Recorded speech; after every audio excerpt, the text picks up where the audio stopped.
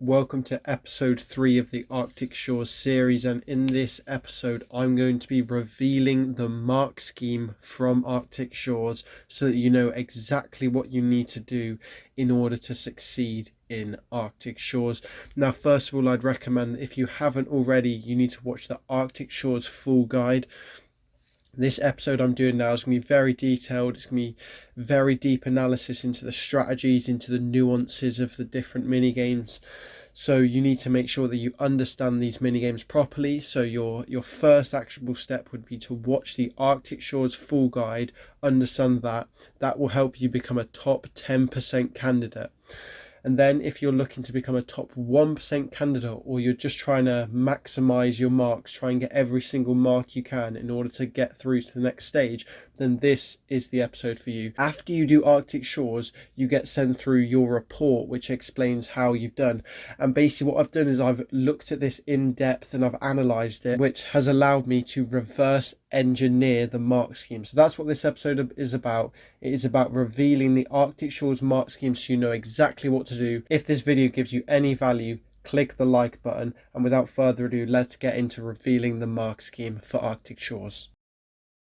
There are 5 sections I'm going to go through. So personal style, cognition, drive, interpersonal style, and thinking style. So let's get on with this. So the first one's personal style, and they say about this your personal preferences in dealing with situations. And there's just one metric for this one, which is emotional recognition. Now, if you've watched the full guide, I'm sure you know which game this is going to be testing you on. This is going to be the emotions game. Okay, this personal style metric is purely about the emotions game, and it's something that's crucial in today's company culture, because in today's company culture you see a lot of talk about cooperation, collaboration, unity, human-centric companies, people-facing companies. All sorts of vocabulary is used like that on corporate websites.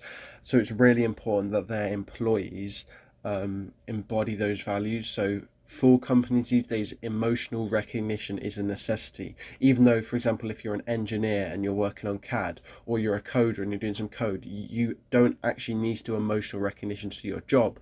They want it because that's part of their company culture. So you can see 2 graphics on screen, and the orange graphics are what I did the first time for Arctic Shores, and the red metric is the second time I did Arctic Shores. And the first time, basically, in this emotions game, which is one of the games, I completely rushed it. I thought it was timed, so I would look at the face for 0.5 of a second and then click something, a complete guess. I didn't think about it. I thought it was timed. However, the second time I realized that this was not a timed stage. You can take as much time as you want. You can give yourself 3, 4, 5 seconds for each of the faces to carefully select the correct emotion. So that's what I did the second time, and straight away that was the only thing I changed, was just taking my time.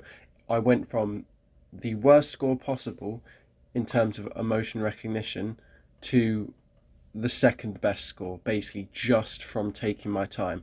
So that just shows you how important taking your time and getting these emotions accurately is. And also another tip here that I thought I'd throw in is that these are cartoon faces. Okay, they're not real faces, they're drawn up cartoon faces, which means they can be difficult to distinguish what they are. But just do your best. Don't get frustrated with it. Just look carefully, and you will be able to work it out. So now the next section is cognition, and this is called how you process and use information to perform mental operations. Now, the first indicator is the amount of information that can be processed. Does it tend to be small, or does it tend to be large? And this is purely about the memory game. So all it is you want to aim for higher numbers. You don't want to be getting them wrong around 4, 5, and 6. You want to try and see if you can get them all correct up to 7, 8, 9, 10, bigger numbers like that, and that will just push this metric higher. So that's a focus on the memory game right there. Now, the next 2 indicators for cognition are all about reactions. So you can see here it's the difference between, do you take more time to process information, or do you do it quickly? And the second one is, are you variable in the speed you process information, or is it consistent? And now this is the arrows and tickets game, and it's simply just seeing how, because these ones are very reaction based games, because they are only on the screen for 0.5 a second and you have to quickly click the arrow keys. So this is definitely one where it is purely just reactions on the arrows and tickets game. The better reactions you have, and the higher you're going to do in these. And practice is essential, because here you can see in my first one, in terms of taking time processing information, I was only a 4 out of 10. But then when I did it the second time, I became a 6 out of 10. So you can see how I improved. And then with this one, more variable or consistent, this is again to do with reactions, because if you're good at reactions, you're going to have consistently good ones. They don't really care if you have one good reaction and the rest are rubbish, because that's just being variable and you had a good one. They want to see if you're consistently on the ball with good reactions. So the first time I did it, I was 5 out of 10, and then the second time I did it, I was 7 out of 10. So you can see how that is where practice. So if you can get multiple Arctic Shores companies, you're just going to automatically get better because you've already done these before. And this is just an artistic impression of the arrows game that I've just quickly drawn up, and this is what's going to flash on screen for 0.5 of a second, and you have to look at the central arrow, and if it's a cross, don't click anything. Now, the next section is about drive, and they say about this, your drive for delivering results in the workplace. And this again links to the arrows and tickets game, and this is about bouncing back quickly from setbacks. And all this is if you get something wrong in the arrows and tickets game, so say for example a cross shows up but you instinctively press the right arrow, then you've got it wrong. Don't worry about that. You just need to get back into a rhythm and just get straight back into it. Don't get all up in your mind worrying about, oh, I've just failed one, I'm gonna lose my job, and then you basically just get out of the zone and you start missing 5 in a row. You just want to make sure when you make a mistake, you straight away get back into what you're doing and just get the next one right. Immediately refocus and continue. So don't worry about getting every single one. Just make sure you don't get 2 in a row wrong. You just want to get 1 wrong at a time.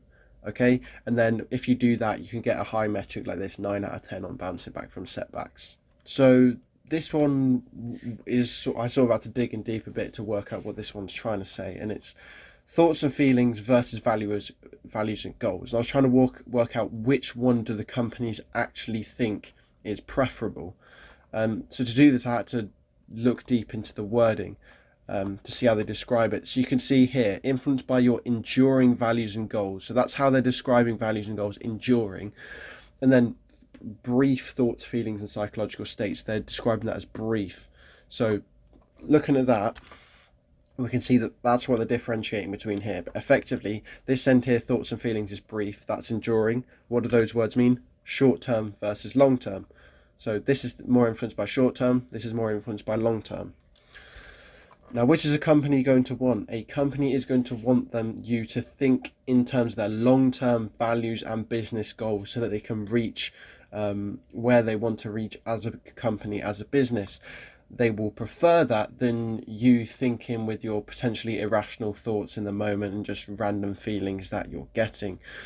So what we're wanting to do is we're wanting to look to push to this side to values and goals, where we have enduring values and goals, which means long-term business strategy, which is that's the kind of employee they want, rather than someone who just runs on their feelings in the moment.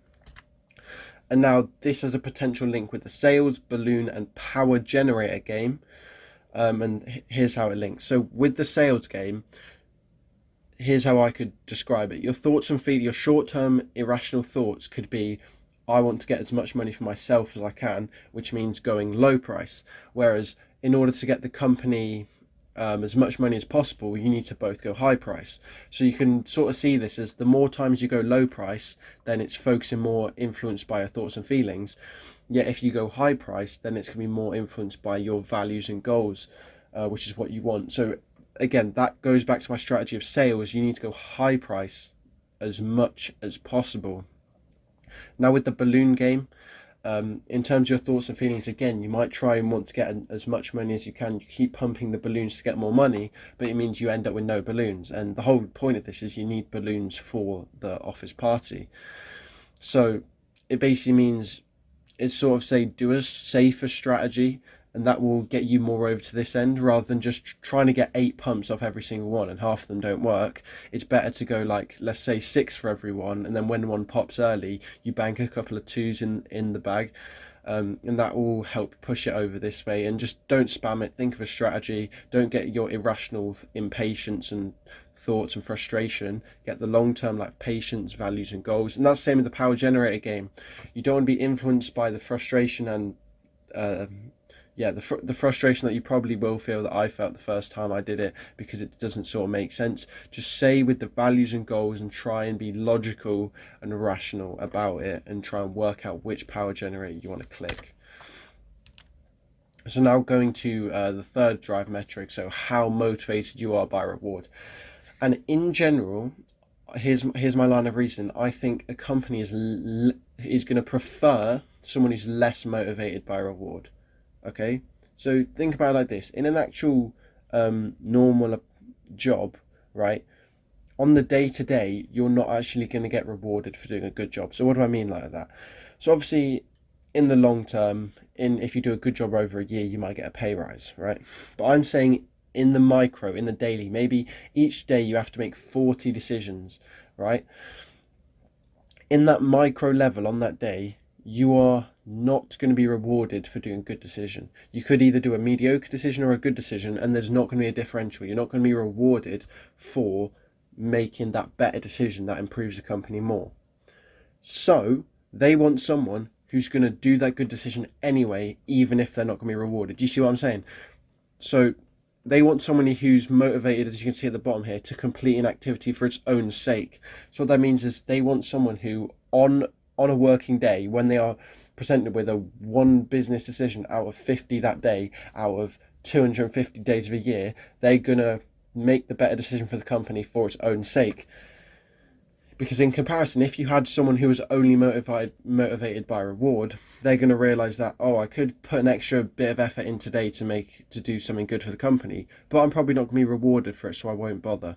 So do you see what I mean? They want, in general, I believe that companies want someone less motivated by reward. So I'm just going to put an exception into this, and this could be highly competitive and rewarding careers such as investment banking, where you're going to get a cut of what you make in investment. So obviously they want someone who's motivated by reward, because that's the whole way that their company gets money. But in general, I think less motivated is better.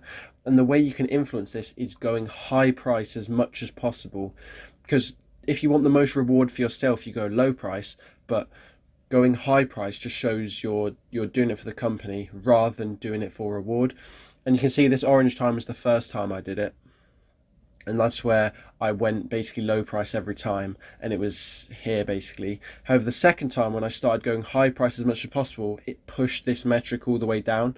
So that's what you want to do, going high price. And then also, this is the third time I do it. I did Arctic Shores. They did a different format for the report, but you can see here, out of the three, I was least energized by receiving rewards, so least motivated by rewards. So the next one, it basically says, are you more effective at completing shorter tasks, or are you more effective at completing longer tasks, basically? And it's basically a comparison between, are you better at the arrows and tickets sort of games, or are you better at the sales and power generators game?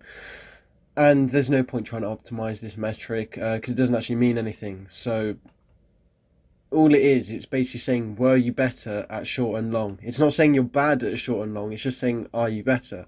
So if you're on this side, it could be because you got, out of these short and long tasks, you were 10 out of 10 good on the short tasks, and 0 out of 10, like, you were really bad at the long tasks. However, it also could mean you were 7 out of 10 on the short tasks and 1 out of 10 on the long tasks.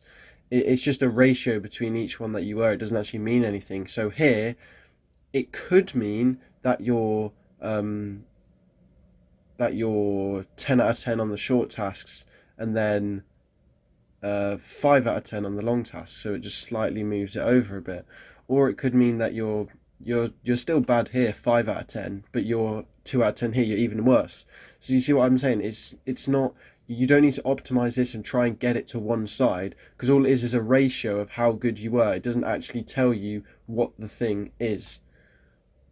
It's like think of it as like simultaneous equations. Like, It's just showing you the ratio between the thing, but it's not saying what your actual quality is. Like, you can't solve a simultaneous equation with just one equation, and this is effectively one equation of a simultaneous equation, so it's irrelevant. So don't try and optimize this, just try and do well in all the mini games. Now we move on to interpersonal style, which is your preferred approach to interacting with other people. And so the first one's about personal needs, and this is just straight up sales game between low price and high price. So the first time when I went low price, every single time I got this metric all the way down here, more focused on personal needs. Then the only thing I changed on the next one was I went high price as much as possible, and all the way that shoots up to here, more focus on the needs of others. And of course, as I mentioned before about today's company culture in terms of collaboration, they want someone who's focused on the needs of others rather than the personal needs. So for this one, again, just incorporate that sales strategy of high price as much as possible. However, this is where, again, sales game, I need to emphasize, when I say high price, I mean as much as possible.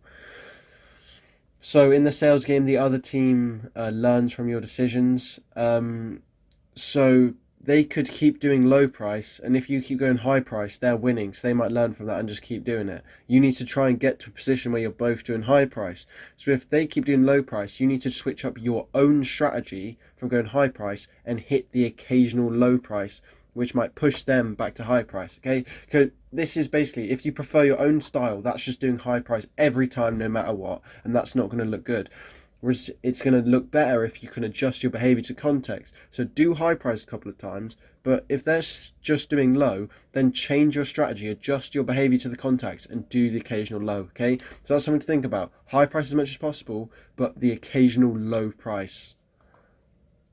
Now, there are three metrics here, which I've had a good think about, and I can't think how you can influence these with your with the way you approach these games. However, I just want to put them on screen because someone watching this might get a thought in their head about, actually, I could approach this one this way to do it. If you think of that, put it down in the comments for everyone else. But here you are. It's about being energized by social situations. I would guess they probably want it higher because they want someone who's collaborative. With this, I guess they probably want a mix, probably around these two, just because they want someone who's got leadership skills, but not someone who's just not going to work with the team. So maybe around here somewhere.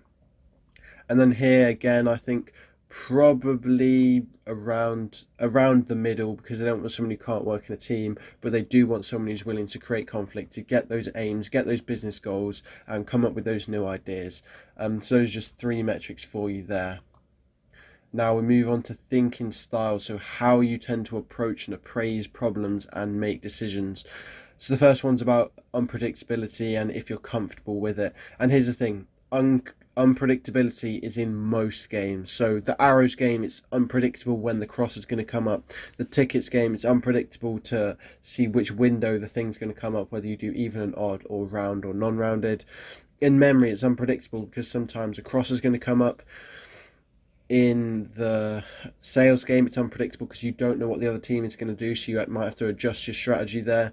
In the balloons game, it's unpredictable because you don't know when it's going to pop. In power generators, it's quite unpredictable because they introduce the element of some of the power generators randomly just decreasing 200, 500, 1,000. So really, you just want to try and perform well. Like, you don't have to think about dealing with unpredictability or uncertainty. You just want to do well, because unpredictability is integrated into all of these games. So as long as you just do well, then it's not going to be a problem. So this is another practice thing. This one's the first time I did it and I got 5 out of 10 on this, and then the second time I did it I got 8 out of 10, just because I'd had practice at the game so I could do better on them, so my unpredictability score increased. This is literally just a metric for how good you do effectively.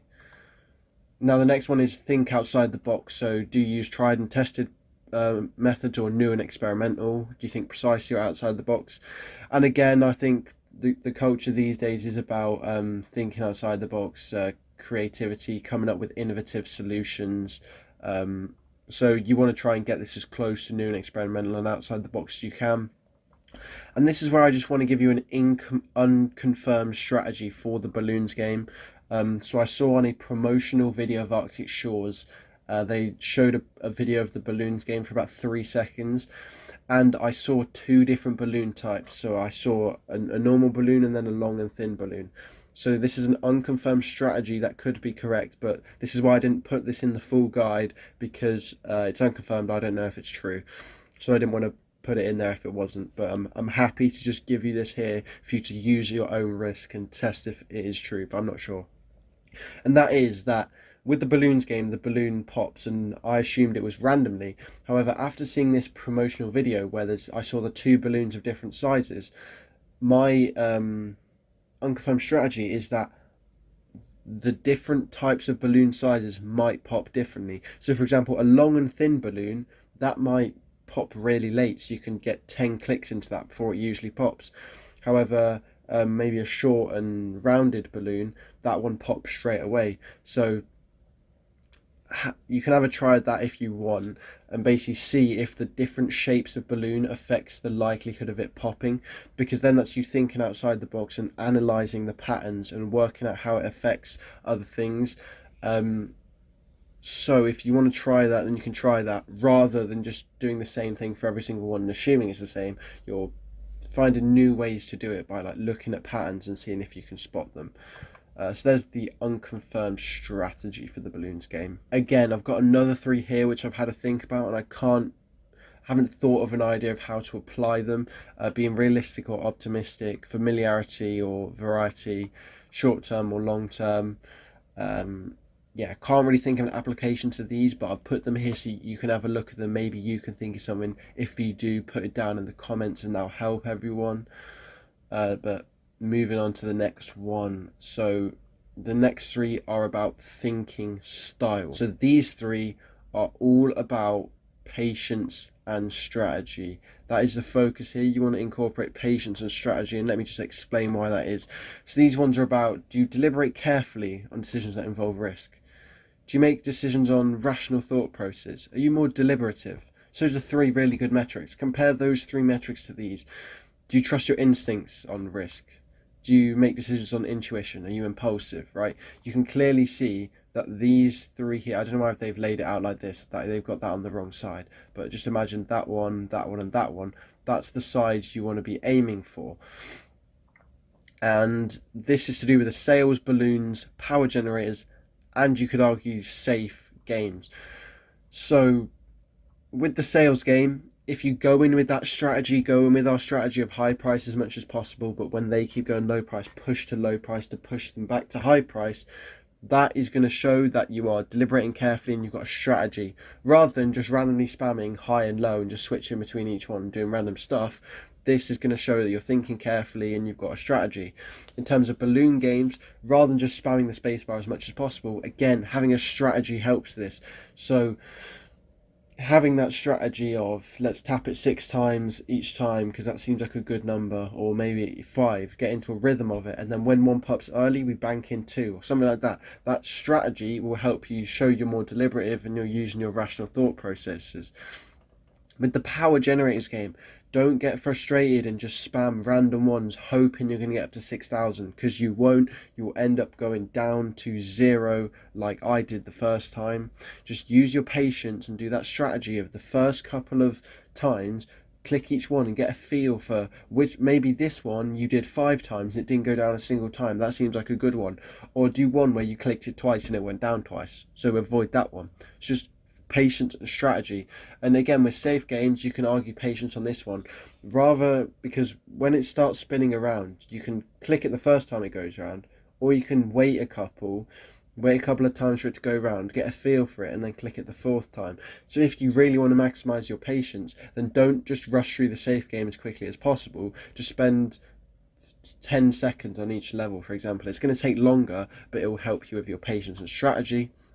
Now those techniques I've given you for those 4 games is what I used on the second one, and you can see how my points improved. So that one improved, I got close to deliberating carefully. This one improved, I got to 9 out of 10 on rational thought, and deliberative actually stayed the same, but maybe I was at the bottom of this bracket here and then I went to the top of the bracket, so it still helps. So those are the final 3 for thinking style. Now, we've come to the end of the video. I went through all the reports. That was a very in-depth dive on the strategy and going through the nuances of what they're looking for. So well done if you got through this video. I know it's been quite a long video, in-depth, a lot of information. So feel free to go through again if you don't understand something or want some clarity. If you got any value from this video, I'd appreciate it if you leave a like on this video. Now, stay tuned for the next episode, which is going to be how to practice Arctic Shores, because you've heard me say it a few times in this video. Practice makes everything better. With these, it can just improve your score automatically. So practicing is really important, so stay tuned for that one. Thanks very much.